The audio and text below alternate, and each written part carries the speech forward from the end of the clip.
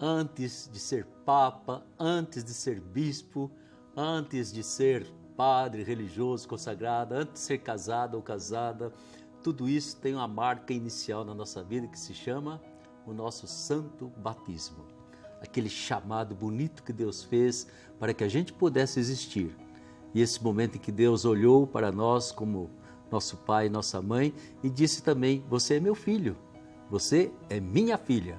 A partir daí, nós tivemos uma vocação que Deus gostaria que a gente mantivesse ao longo de toda a nossa existência. Isso é tão bonito, minha gente, e a partir disso, então, eu queria conversar com uma pessoa muito querida, que é a Maria Helena Malta. Seja bem-vinda, Maria Helena. Obrigada, padre. Que bom. Eu sou torcedor da Maria Helena.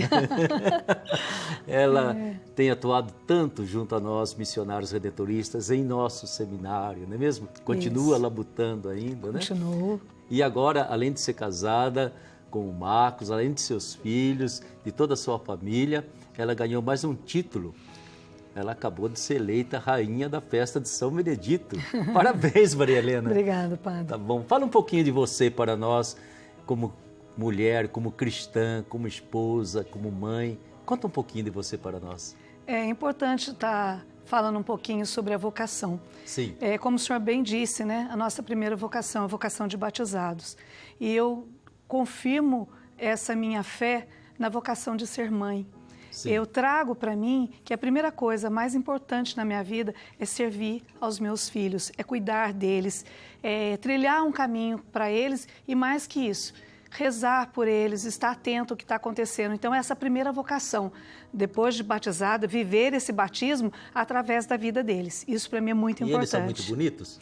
Eles são lindos, todas as mães acham seus filhos lindos, mas particularmente os meus são lindíssimos. Como é o nome deles, Maria Helena? Eu tenho o mais velho, é o Ícaro, ele tem 26 anos, né? E tem o Ian, de 24. Tenho dois jovens já, dois homens, já são formados e estão cursando já a segunda faculdade, cada um deles, graças a Deus, e são filhos bons, sabe? Então, eu caminhei com eles e eu acho assim, a minha primeira igreja, minha primeira vocação é a minha família, os meus filhos, o meu marido. Isso é importante, né? Não há como a gente dizer assim, eu vou trabalhar na comunidade e de repente esquecer aquela minha igrejinha. Exatamente. Não dar atenção a ela, não cuidar da fé dessa igrejinha, né? E de ter luz dentro de casa, que eu acho bonito. Mas você é uma família bonita, não é mesmo? Fico muito feliz. E conta pra gente como que ao longo da sua vida foi se desenvolvendo essa sua vocação dentro da família, você está dizendo, mas dentro da comunidade também. Então, eu venho de um lar católico, né? Sim. Minha família é muito ligada à igreja, nós crescemos assim. E muito jovem, eu já fazia parte de grupos de jovens da minha comunidade. A nossa comunidade era uma comunidade emprestada, nós atuávamos dentro da capelinha de São Vicente de Paula, num asilo aqui em Aparecida, porque nós não tínhamos a nossa igreja, que hoje era que é Santa Luzia. E aí eu cresci, desde muito jovem já fazia leitura sem nem saber que existia o ministério, né, da liturgia, o leitor em si. Então eu gostava de estar junto com um grupo de cântico, eu gostava de fazer a leitura. Naquela época nós não tínhamos muito definido isso não. Cada um que ia chegando dentro da igreja para participar da Santa Missa, você não pode fazer a primeira leitura para mim? Ninguém era preparado para isso. Como hoje, graças a Deus, a nossa igreja tem preparado as pessoas para exercer esse ministério, né? Então, isso é muito importante. Então, eu comecei muito jovem lá e fui crescendo, fui fazer a crisma e eu sempre gosto de falar, padre, eu falo, às vezes, quando eu vou fazer uma fala assim para os crismandos ou até mesmo para as crianças da catequese, eu falo assim, nós temos que ter em mente que a catequese para a primeira Eucaristia, assim como para a crisma, não é um rito de passagem, né? Nós estamos assumindo ali uma responsabilidade. Então, nós começamos muito cedo a trabalhar isso com as crianças, porque, infelizmente, a gente tem perdido um pouco isso, essa ideia de que ali é uma confirmação da fé, de que ali nós estamos amadurecendo, formando a nossa vida, né? E perde-se um pouco nisso, preocupados, assim, até um pouco com o rito de passagem, com a estética que aquilo pode oferecer. Então, isso me preocupava muito.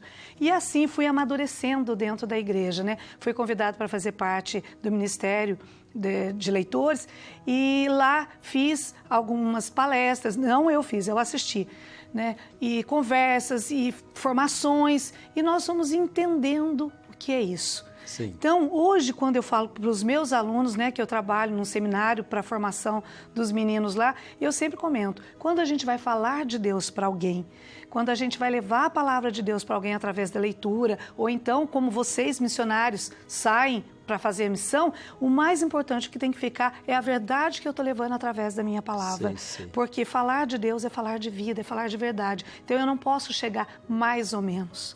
Pois é, Maria Helena, a sua vocação, né? Casou-se, tem uma família, a primeira vocação, mas é interessante como você também conseguiu entrar assim na vida da comunidade, né?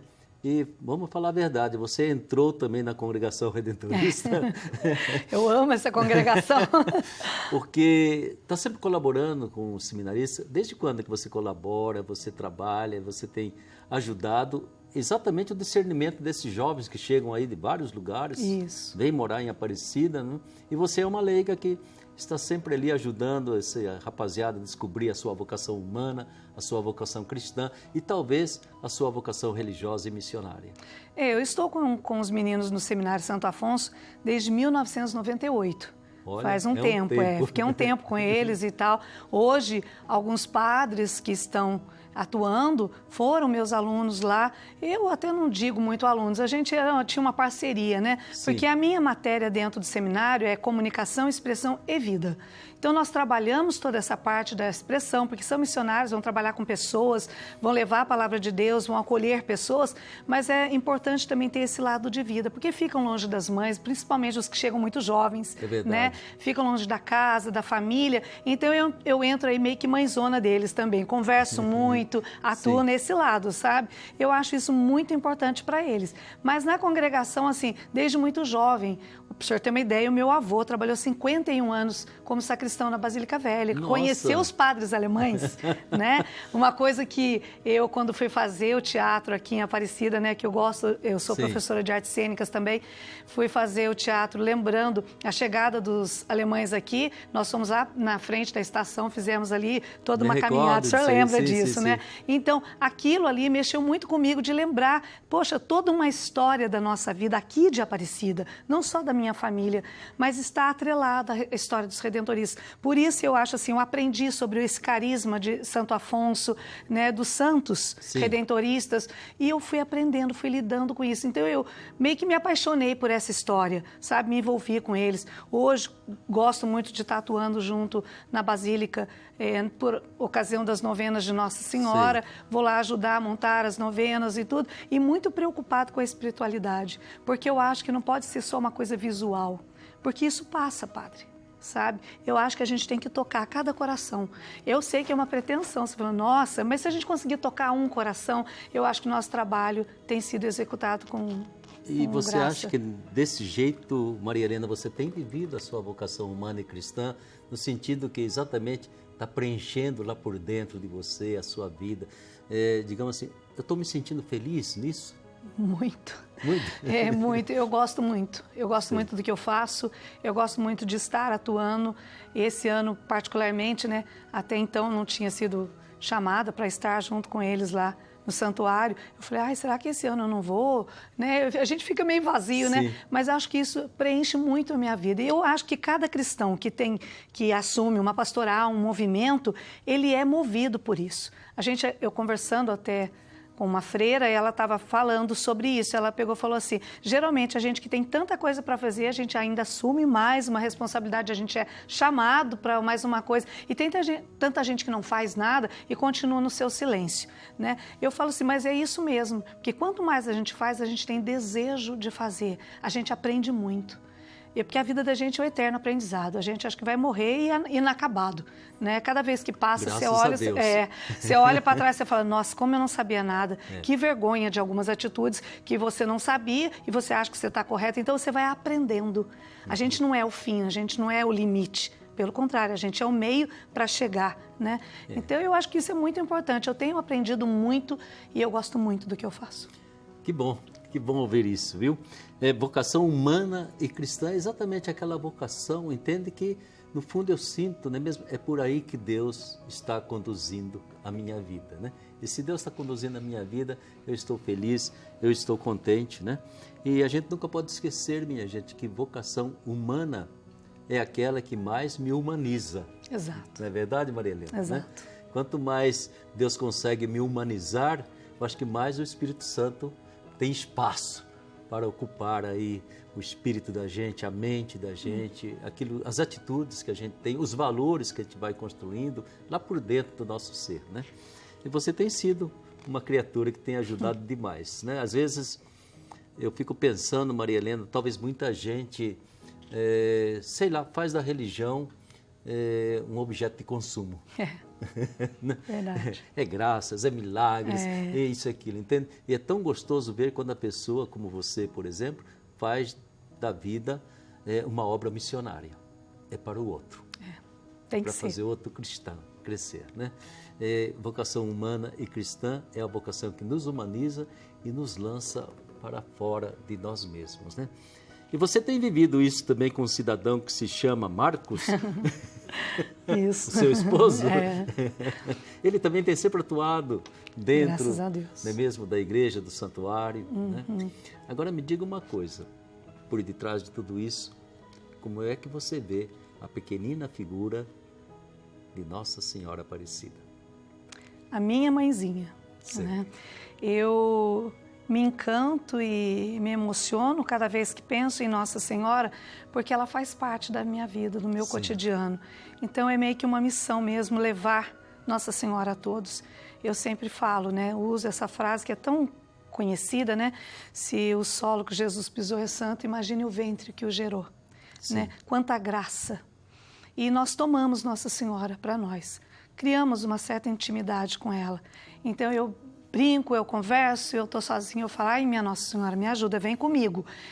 Sabe, situações e sentir a presença mesmo de Nossa Senhora. E como isso é graça na minha vida, como ela é presente na minha vida, então é isso que eu acho que as pessoas têm que estar junto de Nossa Senhora, levar Nossa Senhora para o outro. Então, como o senhor bem falou, a nossa religião não é um comércio, não, é se colocar nos braços de Maria e levar Nossa Senhora ao outro, sabe? Que ele também descubra essa graça que é ter a Mãe de Deus junto dele. Porque eu falo assim, ela foi escolhida para ser a Mãe de Deus. Que mulher é essa? Exatamente, entende? Né? E é tão importante, mais uma vez, pensando, Maria não foi freira, não foi consagrada, nada. Não foi pregadora, não foi popstar, não fez nenhum sucesso, nem foi rica, não foi rainha, não foi nada. Ela foi simplesmente uma mulher feita à medida de Deus, né? Ou seja, quando a gente fala em vocação humana e cristã, a figura maior que nós temos se chama Maria Santíssima. Não tem outra figura, né? Não adianta puxar Nossa Senhora para o lado das freiras, dos padres, não. Nada. Ela foi uma mulher, foi mãe, foi esposa, viveu na pequenina casa dela de Nazaré, em todos os momentos da vida. É essa proximidade da rotina da vida, da maioria dos seres humanos, é que faz Nossa Senhora tão pertinho da gente. Exatamente. A gente tenta olhar para Nossa Senhora com igualdade, no sentido de figura de uma mulher simples, uma mulher dona de casa, uma mulher que se colocou a serviço. Foi até Isabel, já grávida, né? Trazendo dentro dela o rei.